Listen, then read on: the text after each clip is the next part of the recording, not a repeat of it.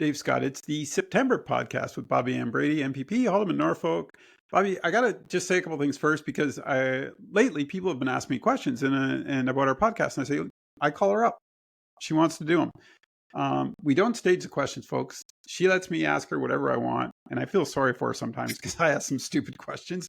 But that's the idea. And the idea behind this podcast when I reached out to you was to educate people. And that's the same thing with my Hub magazine. It's all about trying to help people be better. And that's where we're going to start today. And I just wanted to clarify that because some people were asking me, and I'm like, yeah, it's cool. You can ask. If you have a question, give it to me. I'll ask Bobbi. And I think that's the other part about that I like doing this. And I've been lucky enough over the years. Councillor Anveries did some shows with me. Some former councillors did as well. And I've always had fun, and I've always learned a ton because I was a bit of a political idiot before this. I really didn't understand what was going on. But the more I dove into it, the more I learned. So how was your summer? Let's start there. I know you had a couple of days off and we're taking it easy. I hope you did. What's new and exciting? Come on. It's been a crazy busy summer. I feel, Dave, that it is just, vanished. It's gone in the blink of an eye. I've done some very exciting things. I just want to go back though to the, you ask me anything. That's true because sometimes I get a little sweaty. I'm like, oh man, what's going to happen today? The funny part is you're like, what the hell is he talking about? But you know what? It's also like, I'm an athlete. So, Yeah. You don't go into a hockey game. You don't go into the boxing ring knowing what your opponent's going to do. That's all part of the excitement. That's all part of the adrenaline rush. So anyway, back to summer. It's been good. I'm doing a lot of repairs around my old 1862 farmhouse. And so that's, in between everything else, that's been kind of dragging on because I don't have the time to dedicate to what really needs to be done, but it'll get done.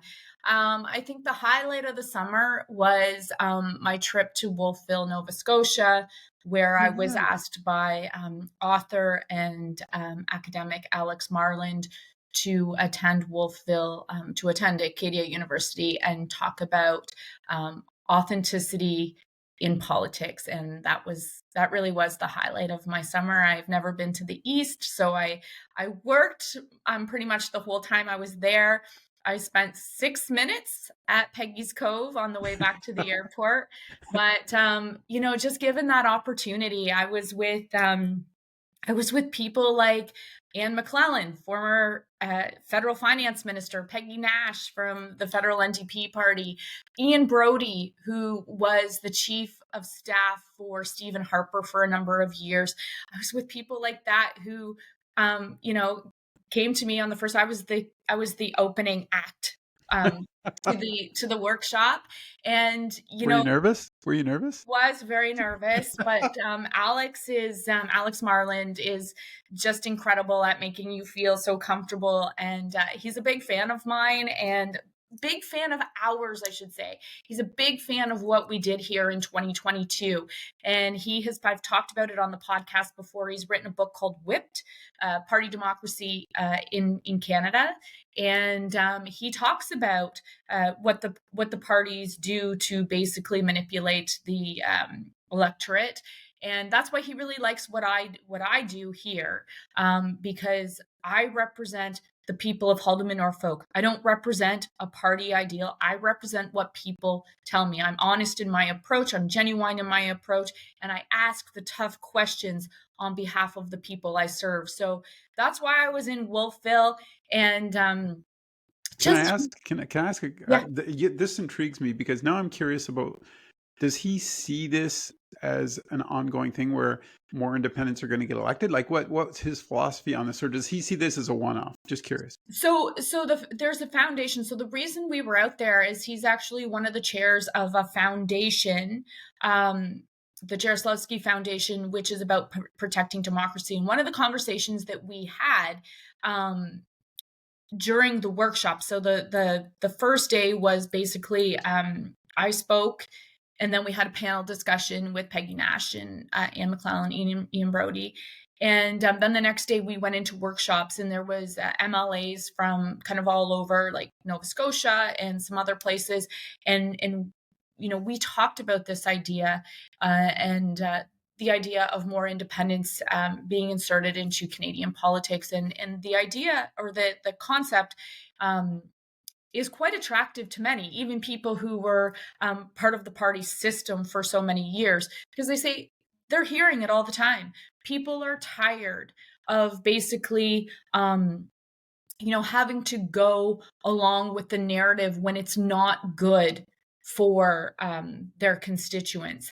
And when you're an independent, all you care about, all you want to do is represent the narrative that your constituents are conveying to you. And it's funny because one of the other things that I did this summer, it was just actually a few weeks ago, there was a delegation of 50 American politicians who came to Toronto, and I was asked to go to Queen's Park to kind of host them one night. So there were three of us, the Speaker of the House, myself, and I think Will Balma was there as well. And I kind of made friends with Jack Lademan from Arkansas, and another gentleman by the name of George Streets from West Virginia. And we were having a conversation. They were both Republicans. And Jack Lademan, I said, Jack, sorry, you may be my older brother, like my long lost older brother, because we were singing from the same hymn book. But I said to him, I said, how is it that a guy like you, who is so opinionated, so passionate, how do you go about your business when you're told how to vote and how to act? And he says, well, what are you talking about? And I said, well, don't you have to toe the party line? Don't you have to vote according to what the Republicans tell you? And he says, Bobbi, and do you actually think somebody would tell me what to do other than my constituents? And I said, but that's what happens here at Queen's Park. And he goes, what do you mean? So I described to him, how voting works at Queen's Park. And he says, I couldn't do it. I'd never be able to do that. That's interesting. Fascinating. I think, Absolutely fascinating. So they have free votes. yeah, I think too, the American system realizes that, if you're a Republican congressman or senator and they want you to vote for something, you're probably going to ask for something. Right. You know what I mean? So that you get something back for your neck of the woods. In And I think that's return. my question on all that other stuff too, with the Acadia stuff. And this is, I think this is kind of in my opinion, this is my thoughts right now. But I think that generation coming, looking at my kids as well, the view is this: I am liberal on some issues, I'm conservative on others. Right. And I think that's kind of the way we're built nowadays. I mean, in the Yeah. old days, you were either liberal or conservative or NDP. Yeah. But I think now there's this, there's some situations where I want, personally, I think we need a ton more money invested in our hospitals and mental health. And that's just what you do as good citizens. But on the other side, I see government, I'm like, okay, maybe don't spend so much in this, this area. And I think that's kind of where the mentality of today's society is, because I don't want to vote all liberal, and I don't want to vote all conservative, and I don't want to vote all NDP. Right. But I need to see somebody that's going to tell me where everything lies so that I can make a decision based on my personal views. I mean, that might be selfish, but I think a lot of people think that way nowadays. I don't think we should be put into a box anymore. 100%. And I have had conversations with people. I've been at dinners where I'm having a conversation with somebody who claims that they are a lefty. And I'm like, but what you just said is extremely conservative. And then I'll have a conservative say something and I go, wait a minute, you sound like the left. And people have been put in these boxes, maybe by tradition. Yes, maybe that's a good because point. Mom and dad voted this way, so they believe that they're a conservative, they believe that they're, on the left side of the spectrum. They shouldn't be there. You shouldn't allow yourself to be separated. My whole take on this is there is no monopoly on a good idea. And if we all moved forward in that way, it would be the best thing for the electorate. I'll give you another. I think I gave this example already. Before the House rose, one of my liberal colleagues, Stephen Blaise, brought forward the most conservative private members bill that the House had seen in some time. A liberal bringing forward a conservative idea in a private members bill. And the conservatives voted it down. It was a tax credit for parents who have kids in extracurriculars. My goodness, that's a conservative idea. But there's a monopoly on a good idea at Queen's Park, and that is wrong. It is bad for the taxpayer, and we have to stop that culture.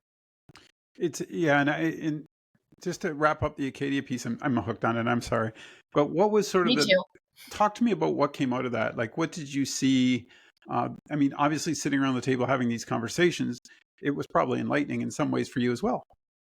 Yeah, it was incredible actually. There were so many discussions and I wrote about did two newspaper columns on it on Acadia.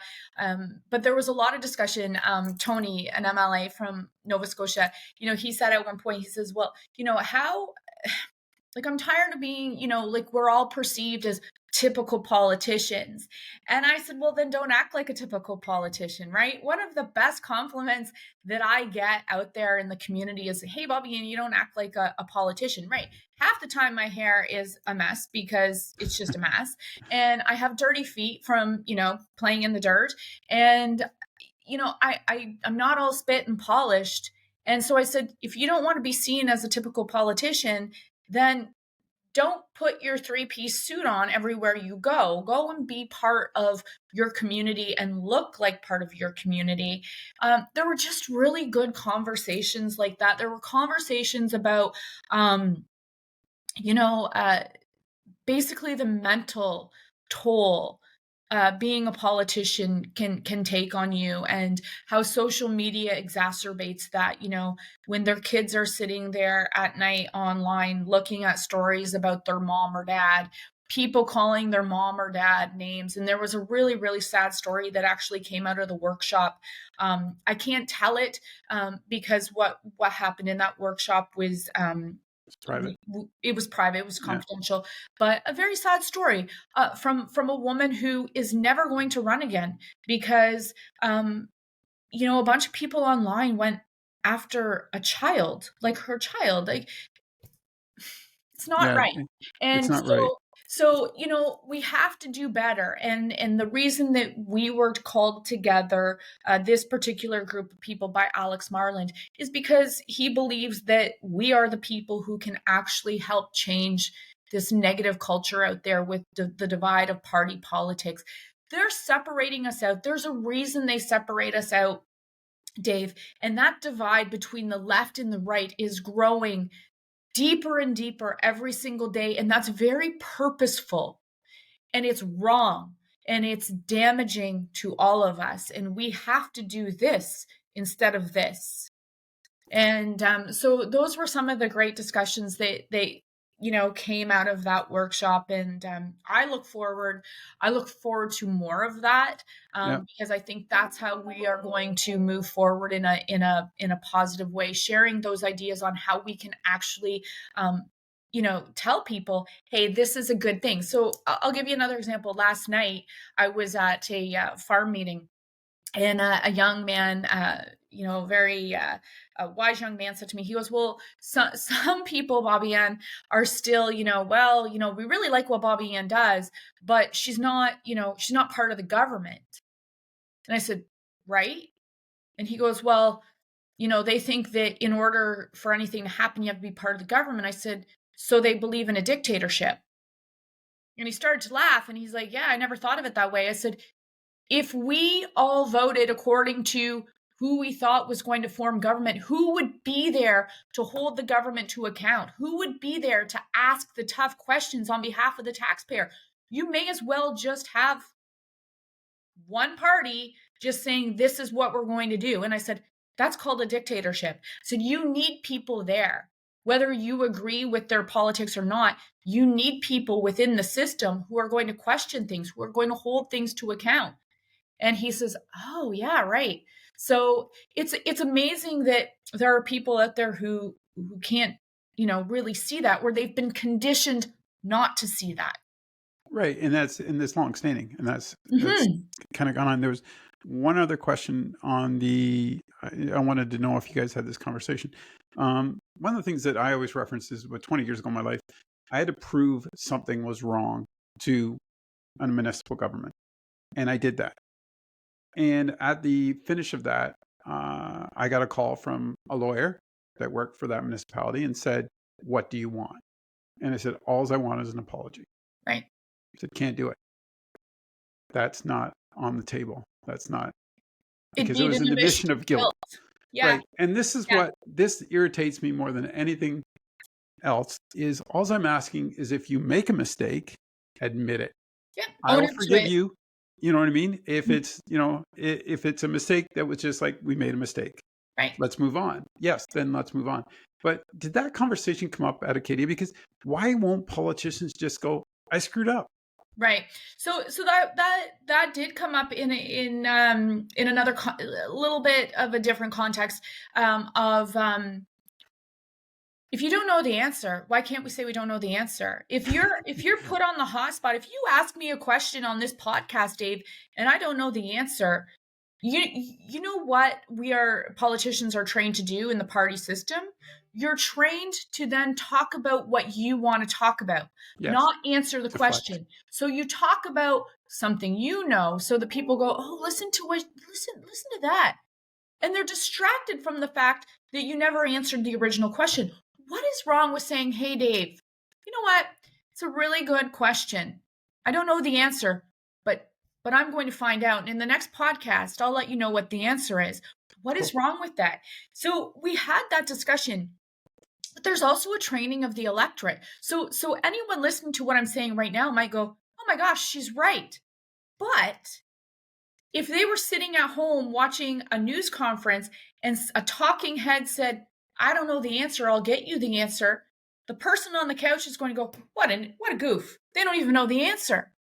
So, are you Yeah, I following what I'm understand. saying? Yeah. And I think too, it's just, I think that goes back to accountability. And I Mhm. think that, an everyday guy or gal, just give us the honest answer. We'll deal with it. We'll figure it out. But it's that illusion, exactly what you just said. When you create that illusion, some people buy it and some people don't. But Mhm. for my $2 worth, I kind of want to know where I stand, or where we're going with this. And that resonated me for the last 20 years. To be honest with you, that's one of the things where I'm very cautious with any politician, because now I'm like, I'm afraid it's just bull. You know what I Yeah, mean? Like, I mean, you're that's not, tough. and that's why, and again, back to why we do this, because I asked you, you didn't ask me. And like you said, I can ask stuff that maybe, Makes me sweat. well, or say, maybe switch your shampoo. I could say that to you, right? You're not going to be offended. But I think that's the other part of it. I think sometimes, and a lot of this stuff you and I talk about, it's current, it's relevant at this moment. But in 3 or 4 years, you and I might be doing different things, 5 years, but it doesn't really matter. It's about making sure that people are okay and helping them. The grassroots, man, that's what I want to stick to, is when you go out there and you fire a question to somebody in the grassroots, you're getting their opinion. And that's what matters in Haldeman, Norfolk. We got to, you got to know, like, my mother lives there, like all that family. So I think that's where I kind of get stuck sometimes a little bit, and I apologize for that. But to me, it's not about what you're doing today. It's what we're going to look like in the future. Right. And maybe we need Absolutely. to sort of look at that. Well, and if we allow the polarization to continue, I mean, we see what's going on elsewhere. We're in deep, deep trouble if we allow that polarization to continue. And I'm not going to pick sides. I'm not going to say what we're all guilty of this. We're all guilty of being put on a side. Yeah. And we're both. If we are going to move forward in the most productive way, then both sides are going to have to give and take, and we're going to have to meet in the middle, and we're going to have to say, you know what, this really isn't important over here, so yeah, we can move closer. This really isn't important over here, we can move closer. We're going to have to give and take. And sadly, we're in a society of we don't give and take, and we can't agree to disagree anymore. And when you can't agree to disagree, everything's off the table. Right. It's right or wrong. There's no area in between to walk. And I think Yeah. that's, and that's a hard lesson for a lot of people to learn, because I think it could be tradition. It could be an overview, and, something that ticked them off 20 years ago, like me. And you're just kind of, that stays with you. But I mean, trying to work together with people is one of the things that I find fun and interesting. I got to be honest with you, when I get an opportunity to meet somebody new and sort of discover them, it's cool, because then all of a sudden I'm welcoming that conversation. I may not agree Right. on every aspect of our conversation, and that's fine. That's Right. fine, because if we did, we're falling into that trap again, right? So And you can appreciate, there was discussion when I was on finance committee and we were doing pre-budget consultations, and I spoke out against an issue in the north, and my liberal colleague said to me, "But have you ever thought about this?" And I could appreciate what she was saying. I couldn't I didn't change my opinion, but when I actually have this conversation with people about this particular issue, I you're more actually aware.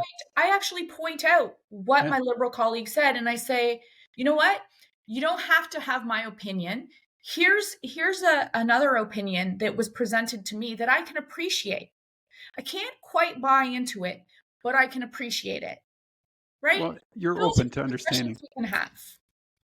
And that's the other part. You're open to understanding it, because if you once you open that door, probably there's going to be another solution around the corner that maybe fits a better need for both. We're way off topic today. We're stuck in Nova Scotia, folks. Can you imagine? No, but It's pretty my aunt nice. lives there, so it's pretty nice too. Yeah, but what's the agenda for the fall? I mean, you're getting ready to go back. Any priorities you're looking at? Well, I have a few priorities. I'm not going to actually share them because I always worry about people taking my ideas and making them their I own. do not quit it. Oh, imagine that, right? Yeah. So there that has happened to me in the past, and so I've learned to keep my cards close to my chest now. They are pretty exciting. But right now we're gearing up for all the fall fairs, and Yeah, going out there and asking people. So the house goes back late this year now, unless yeah. unless the premier decides to call us back early. I suspect that the October 21st callback was in the event that he was going to call an election right after Labor Day, which he still could, which would be absolutely crazy given that it would be nearly 2 years ahead of time in a supermajority government. That would be extremely greedy and selfish. But we're going back October 21st with right now. That's the plan, which is pretty late. But you know what? That'll give me an opportunity to go to all the fall fairs, and go to the outdoor farm show in a few weeks and talk to people and find out what's really on their mind. See what summer meant to them, and see if issues and concerns have changed over the past few months. And much of what I'll learn at the fall fairs is what will guide my questions and some of my work at Queen's Park from October to Christmas. You guys took an early break, did you not? I'm trying to remember. June? No, the first week of June is Yeah, it usually was when just the a house late breaks for return. summer. Yeah, it's just a late return. It's probably Mhm. like going back to school too, isn't it? It is, yeah, for sure. Yeah, so we've got a number of things kind of in the hopper that Cool. we'll be bringing forward, and yeah, Well, when you're ready, I'll dissect them. Let me know. you bet. My other thing was, I read, and we talked about this on the last podcast, but I want to get an update. The small business petition that you're working with. Can you give us an update on that? Yeah, so that's another thing that we actually have to. I think over the summer, people have been concerned with passing around certain petitions, and that's not one of them. So our small businesses deserve some sort of break, and Yep. governments continually say, oh, we're going to support small business, this, that, and the other, and yet they still don't. They continue to add red tape, they continue to tax them. And so my petition is all about giving them the break that they deserve to kind of get there. Keep in mind, there are still small businesses who are trying to recover from COVID. A Huge. small business in Dover told me, oh goodness, probably the beginning of this year, that it would be 6 or 7 years Yep. before they would fully recover from COVID. And oh my goodness, what if your business was one of those ones that was kind of like, suffering a little bit before COVID? You can't last 6 or 7 years. So anyway, it's all about giving them a break, and we're working with the Taxpayers Federation to help promote that petition. So we're going to ramp that up as well over the next few months, because I feel like that one has kind of taken a backseat locally to like the MZO petition and You're right. some Yeah. some of the other petitions that I have out there. And I just like to do a PSA that anyone interested in any of the petitions that I have circulating, and I have a number of them right now, go to bobbyandbrady.com, go to petitions. You can print them off yourself. We are still in this very archaic tradition of collecting signatures in this province instead of doing electronically. I have actually brought forward a motion for the Ontario government to change to the federal system of collecting signatures electronically. And I think there would be more public participation if people could sign a petition electronically. I think there's something very nice about going out. I've got people with certain petitions right now who go out and about, and they go door to door and they talk to their neighbor. I think that's great, but there's a lot of people you can't reach that way, and I think public participation via the internet would kind of bring us into the times. So we'll see where that lands. On your small business thing too, and this is just some statistics that I had in 2023, the rate of insolvencies in business was up 43%. That's not sustainable, folks. That Nope. is just crushing a lot of small businesses that were trying to come through the pandemic. And obviously there's lots going on there with that. I hope the government can find a way to forgive some of those folks and keep them in business. I really Right. do, because they are the people, and we know this locally. These are the people who give back to our communities, no matter how much they're they struggling. sponsor hockey teams, baseball teams. 100%. They donate. I mean, Yep. and that to me, and as a small business guy, I think that's one of the areas where I'm concerned. I'm deeply concerned that this is not sustainable. And I do like that some of the new ideas that are coming out, obviously, because there's different avenues to take. But as a small business guy, that's kind of where I'm at on it. So the small business tax rate is currently 3.2%, and it's tied for the highest in the country with Quebec. So my proposal is, the petition reads, the current 500,000 Ontario small business deduction threshold has remained at the same level since 2007, despite 15 years of inflation. So I'm asking for immediately increase the Ontario small business tax rate deduction threshold to $700,000 and index it to inflation, and reduce Ontario's small business tax rate from 3.2%, beginning with an immediate reduction of at least 2%, with the goal of reaching zero. So it's a bit, you have to kind of follow it, but I understand it for sure. Yeah.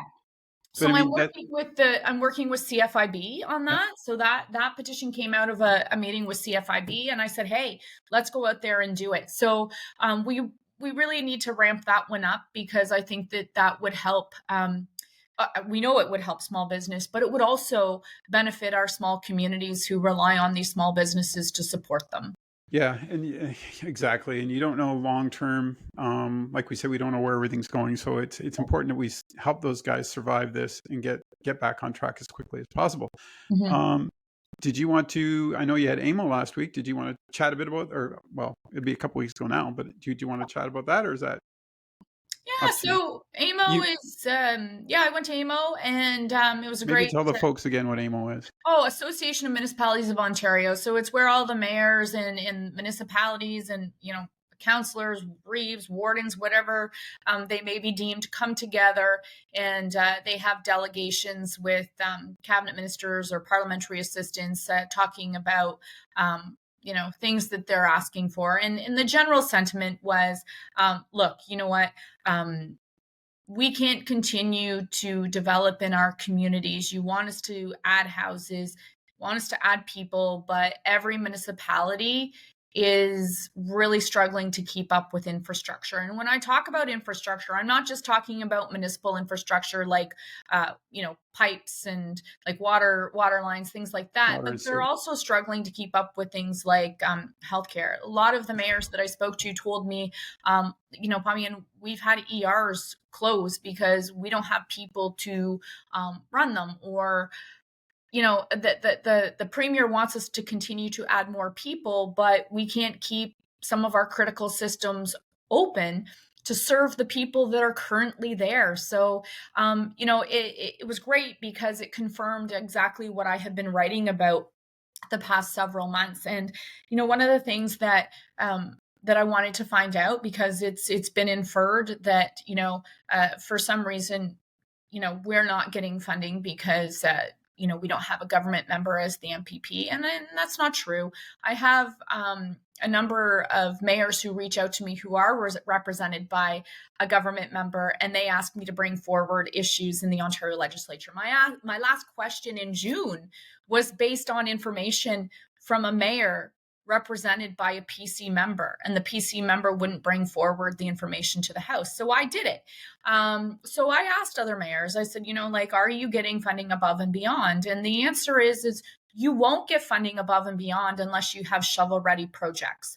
So, I guess that was offensive, to some, but at the same time, I want to know. I want to know if we are being shortchanged, because my job is to go and ask why we're being shortchanged if we are. And the answer I got is, look, you know what? Your counties have to bring forward shovel-ready projects. Do And do MPs and MPPs attend these meetings? Like, I don't know anything about AMO. yeah, so it depends. They're allowed to, or they're not allowed to? Like, I don't know. Well, they it depends. Okay. Some municipalities ask that their MPPs don't attend these meetings, and I know that over the years, Toby attended some delegations. He didn't attend others. Okay. In some situations, and I've had colleagues tell me this, is they look to see if there's support from their member of provincial parliament sitting at the table, and if the MPP isn't there, sometimes that can give the wrong indication that something's not supported, Oh, right? I never thought about And it. That makes sense. so, it's up to the municipality, and there was a meeting on shoreline erosion that the Minister of Natural Resources asked me to attend. He invited me, and one of our municipalities decided a few minutes before the meeting that they didn't want me there, which is unfortunate, because shoreline erosion is not should not be seen as a political issue. My office gets calls all the time with respect to shoreline erosion. That's probably why Minister Smith was so gracious and invited me to attend that meeting. So there was a lot to do at AMO. If your municipalities don't want you to attend, and I asked some of my colleagues in the opposition chairs what their municipalities do, and I was met with, yeah, they usually don't invite us either. So there's so much to do. Yeah. I sat in on a number of different sessions, one by Bruce Nuclear, and one on the merging of public health units. There was a whole host of them. And then, of course, I met with some folks, lobbyists who knew I was going to be there, and arranged meetings with me ahead of time. There was a few people who wanted to meet with me to ask me about my independence. So going back to our original conversation about Acadia, and that, people who are very interested in the independent angle. And so I sat down with a few of those over a cup of coffee. Probably the most productive aspect of AMO was Mayor Shelley Ann Bentley from Haldimand County.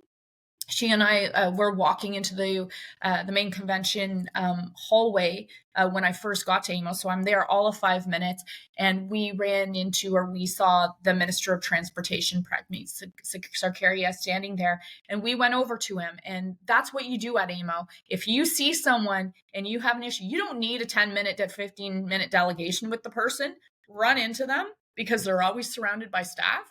You tell them. So, Haldimand County didn't have a meeting with MTO at AMO, so it was the perfect opportunity. Mayor Bentley and I walked over to the minister, and we said, listen here, we want Caledonia Bridge reconstructed. We also want the intersection of Haldebrook Road and Highway 6 made safer. These are our two asks of you right now. And we gave him the information. He was surrounded by staff. I'm following those. I'm I'm signing off on a letter today, reiterating those two asks, reiterating the fact that we talked to him about these things at AMO, and please take action. So he was very engaged in the conversation. It was better than having a delegation sitting in a room, because we had his full attention right there in the moment, surrounded by staff who knew both issues and said, hey, let's get it done. So I have confidence that the minister is going to take us seriously and help us get through these two issues. Yeah, St. John's Cockshut, another bad corner in Norfolk County that needs to be Yes. addressed. Two questions on all that. Health unit. I remember, was it a year, 2 years ago? Are they all merging? Like, I remember there was that going on, and I thought Haldeman Norfolk was going to be merged with somebody else. Is that Yeah, still on the table? it is. Yeah, it is. And it's a bit, the waters kind of seem a little bit murky at this point, but the work is being done. The mergers are That's provincial, happening. isn't it? Or is that federal? It's provincial. Okay. So that's So still yeah, ongoing. it's ongoing. And Does the pool get too weak then? Like, I mean, I know it costs a lot of money to run a health unit, but I'm kind of concerned about that because for a situation like Lyme, Haldeman, Norfolk, huge. hmm, And all of a sudden, if you're under Hamilton, like no one's going to give a care. Like, I mean, yes. is there certain, I mean, health wise, I think there's certain areas that are affected by different things. Every area is affected by something different, health related. But wouldn't you want to keep those things in? I don't know. Yeah, That's just me rambling. I worry about that too. I guess my suggestion on that is that's why when we are merged with a bigger uh, municipality, we have to have strong voices at that table, Yes. and we have to fight for what we need, because you're absolutely right. You look at Norfolk, you look at Norfolk during the pandemic, and we have farmers who had to continue to do business, and they were under these restrictions and things like that with their temporary foreign workers. Those are issues that they may not encounter elsewhere if we're being merged with a bigger unit. So that's why you need very strong voices at the table who say, no, this may not affect you, but we also have to take into consideration what's going on in our areas. And I worry about that. We've seen that with school boards, where smaller municipalities Yes. get gobbled up in the larger picture, and the balance of power It is shifts. not in favor of Right. places like Haldeman or Norfolk. Mm. So I hope that this all, kind of comes out in the wash, and that we are treated fairly. We've tried to kind of get a handle on how this is all playing out, and it still seems very confusing to me.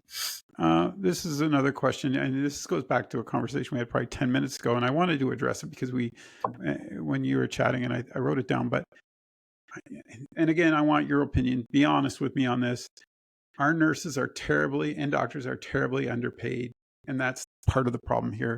These folks are quitting. We're burning them out. We don't have enough as far as bringing them back. Like, the work-life balance for a nurse or a doctor is incredibly sad from what I've seen. Do you think we need to pay our nurses more and doctors? Yes or no? So right, I'm going to answer the question with no, nurses and doctors, because I've had this conversation with nurses and doctors, and it's not about pay. It's about respect. It's about creating fairness in the workplace. It's about respecting them, putting in place So measures. work-life balance. Right. And also, I've had conversations recently with one of the hospitals in our riding, who's asking for funding to cover security. The Yeah. Oh my goodness, we are at a point where we need security in hospitals. And hospitals, it's not much money, $300,000 for this particular hospital, but it's $300,000 that they don't have. So, treat that hospital. Don't make that in this case, if you're a female doctor and you don't feel safe working in the ER anymore, or you're a male doctor who doesn't feel safe working in the ER, then make them feel safe.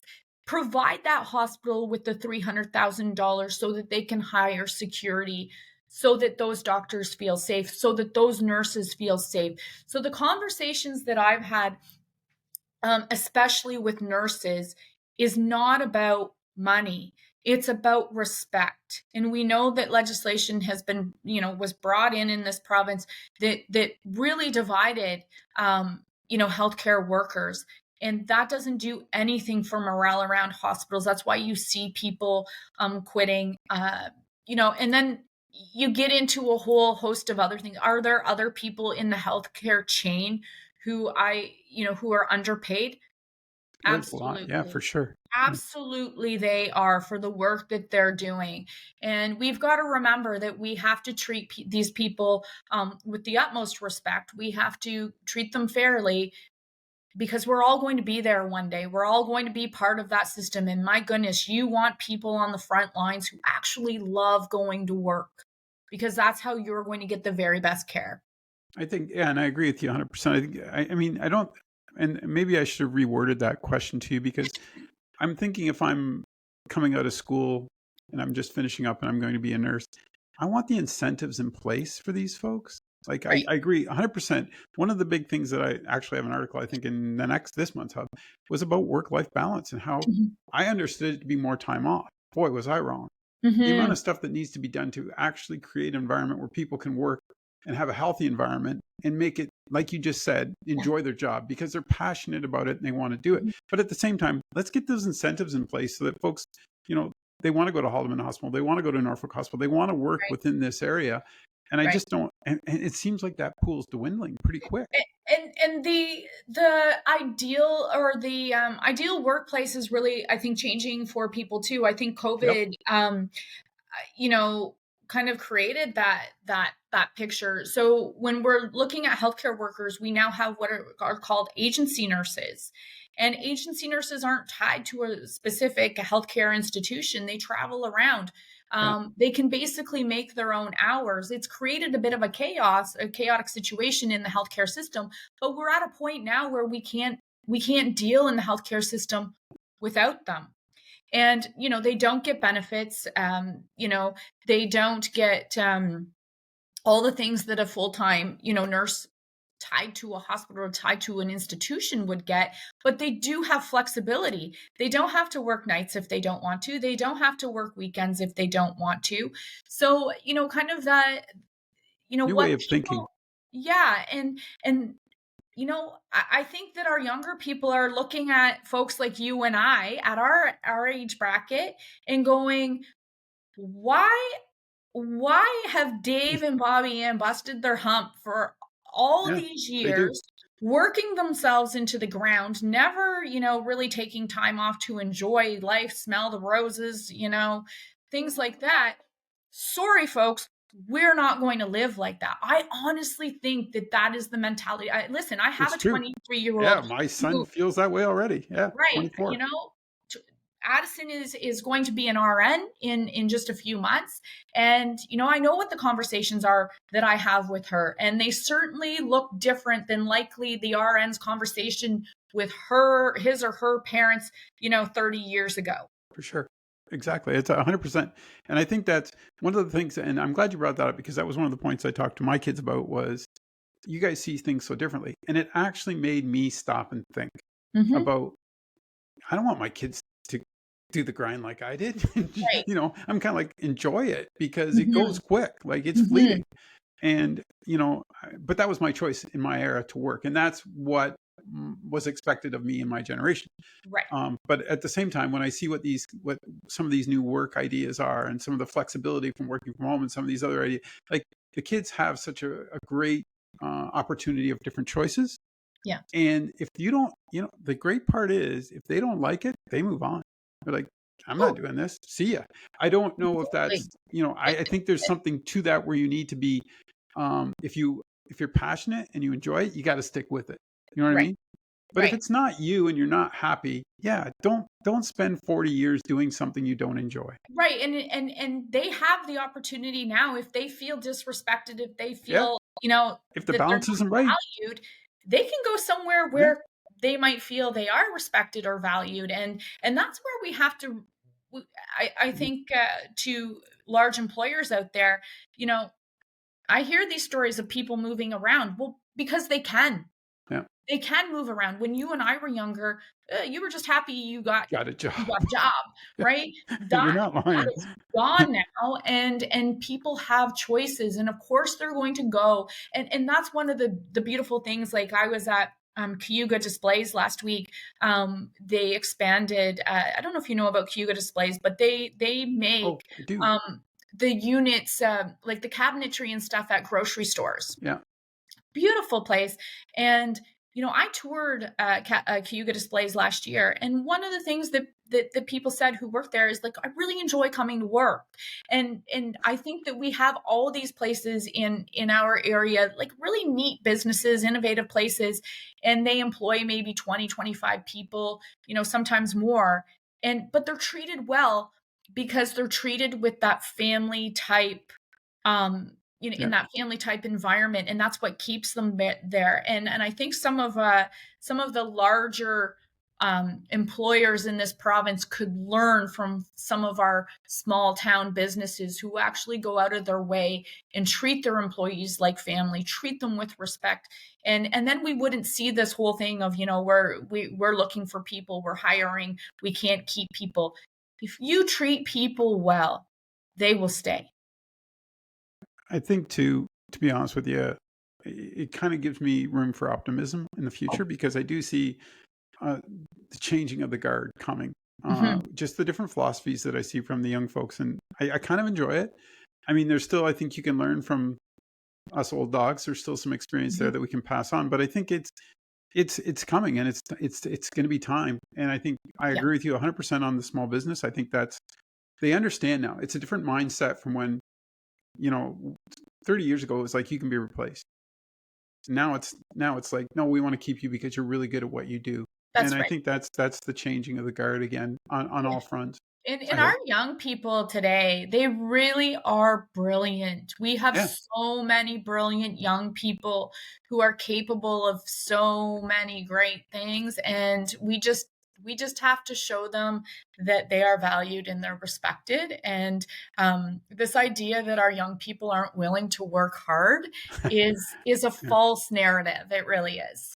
I think too it's changed in the aspect, and this is the last thing I'm going to bug you about because um you can be I have a friend whose son does some unbelievable video work. Not in this country, but he lives here and he works every day. And Hmm. I'm like, it really is a smaller world because they can go outside the parameters of Haldeman Norfolk, work in Haldeman Norfolk, and have a job anywhere in the world. And I Right. think that's exciting because then it opens Mhm. up a whole new opportunity that's just not, you're not going to do what you're not going to be a Yeah. fisherman like your father. You're not going to be a farmer like your father. There's opportunities that are well beyond Right. it. And then they can still do these other things that they maybe were in the family tradition that passion about. And Hmm. we got to recognize that really quick because there's an opportunity that I don't want to see Haldeman Norfolk pass up. That's for sure. Right. And I'll add to that, kind of along the same line, is I went to uh, there was a function at the horse station recently, and they were showing off a bunch of technology. And then I was at a farm, Harry's Berries, on outside of Delhi Yeah. here, recently, and we keep saying that we support innovation and things like that. And yeah, Harry's Berries, Jason, um, created a prototype of a robotic unit that goes down the aisles of the berries, the I tray of didn't know berries. that. Huh. And he could not qualify for innovation funding because he didn't purchase it. But anyone purchasing it, like third party, so somebody who bought the unit off of Jason Yeah. can Could apply for those innovation funds, but the guy who actually created it invented it. It can't. couldn't apply for those Yeah. innovation funds. So, yeah. So, like, that is just backwards to me. And Yeah. so and then all of these robotic devices, robotic machines that are making agriculture easier, they're out of reach for most farmers because they're being manufactured out of country. Yeah. And so by the time they bring them here, they can't afford to bring them here. So why aren't we investing? People here know how to do this.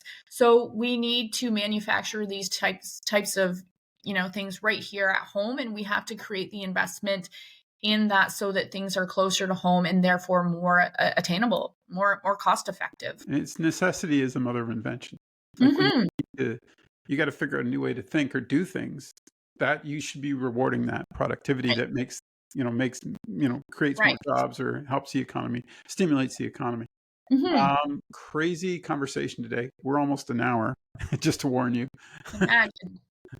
Yeah, sorry folks for all that rambling. We just get going on things, and Yeah, we get no, it's not rambling, it's passion. yeah, I agree 100%. But I mean, what my passion, your passion might be rambling to my, They turned my us my off on. mother could be going, oh boy, here they go again, right? Yeah. But I think that's the important aspect of why we do the podcast. Hope we can get together next month and chat. Hope things are going well. Anything you want to add on your way out the door today? I just, enjoy these last days of summer. Enjoy, I guess, by the time we talk again, it'll be fall. You'll be up for the fairs. You'll be ready to Yeah. roll. So, yeah, I'll see you all at the local fairs, fall fairs. I look forward to it. I always enjoy those conversations, and I just want to thank all of our farmers who have, done a bang up job once again. Planting, tending, and harvesting crops to feed us. I don't think that we can thank them enough. We are very, very blessed, and I have visited so many farms this summer. We are blessed with farm families who take a great deal of pride in what they do, ensuring in very, very difficult conditions often beyond their control, to ensure that we have access to the very best food in the world right here at home. So thank you to all the farm families out there, and to everyone else, make sure that we're always supporting them. See, now you did it. You opened another can of worms. Now I Oh, have to no, ask you. no, no. Yeah, because there's two things I was thinking about, and it was before this, and we didn't bring it up today, and I wanted to. Tourism, Halton, Norfolk, we're notoriously getting bigger for it. We Hmm. need to connect that with our farming, because when they come through, if they don't know that you can get fresh squash, right? Hmm. Like there's so much we offer in both aspects. I mean, Port Dover thrives, Turkey Point, Long Point, and you're driving through farmland to get to these places. Hmm. There's got to be a connection there that we could tie back with some kind of provincial, municipal, federal funding, because man, when you offer such great foods like peaches, oh my goodness, right Right, there on the highway driving to Turkey Point, right. the Peck farm, or not Peck, sorry, the Cheryl Peck, but Yes, who I mean. I know. Yeah, Yeah, I yeah. mean their farms right there with her dad, and it's just one of those things where you're just like, oh man, like look at that, like do they know, Mhm. right? Do Yeah, they know? Do they know? make it easier for, farmers to do business right off, the end of their driveway or whatever. Uh, Yeah, exactly. Those roadsides. I mean, obviously mhm. there used to be a lot of roadside stands. I don't think there is as much anymore. Yeah. But I mean, obviously the traffic issues that would go on there. But still, I think there's an opportunity. Maybe we need to give them if you're going to Turkey Point or Long Point, you need to have that map where you can stop and pick up your asparagus and your Or the a guide to all of our um farmers markets. We've got some great farmers markets yeah. in this riding: Dunville, Cayuga now on Saturdays. I think Dunville is Tuesday and Saturdays. And then, of course, in Simcoe, I know that they just had Customer Appreciation Day at the Simcoe Farmers Market a few weeks ago. And oh my goodness, the number of people that were there, the number of things that are available, not only food products, but a whole host of other things. And it's a feel good thing when you Yeah. go to a farmer's market, because you know that that money is going directly to Back that into the farm economy. family, and then again back into I, the I community. and I meant to say Tom Haskett, and I called him because I went with Cheryl's married name. Sorry, Yes, yes. Tom. I don't want to. Yeah, But that's the type of farmer yeah. that years ago. When my daughter used to work at the cider keg years ago, I was always amazed at the amount of tourism. Like they would Mhm. stop in there, right? And they That's would right. buy that stuff, and they're going to Mhm. the cottage. And I just thought, wow, you get this great little infrastructure in place where they're cross pollinating. They're spending their money Mhm. at the arbor, but they're also spending it at the cider keg. So I thought, this is something we need probably more of, because you're right. I mean, those two, we're kind of lost without those two if we don't have them. And well, the fishing industry is still alive, but we'll get into that another day because it's Another like day. I said, it's an hour and you've Another probably got kettle of fish. great line, great lead, great segue. Have fun, enjoy what you do, keep up the good work, keep asking the hard questions. I will keep asking the hard questions. That's my job. That's what you get paid for. Mm-hmm. Look forward to chatting with you next month. Take care. Thanks, Dave.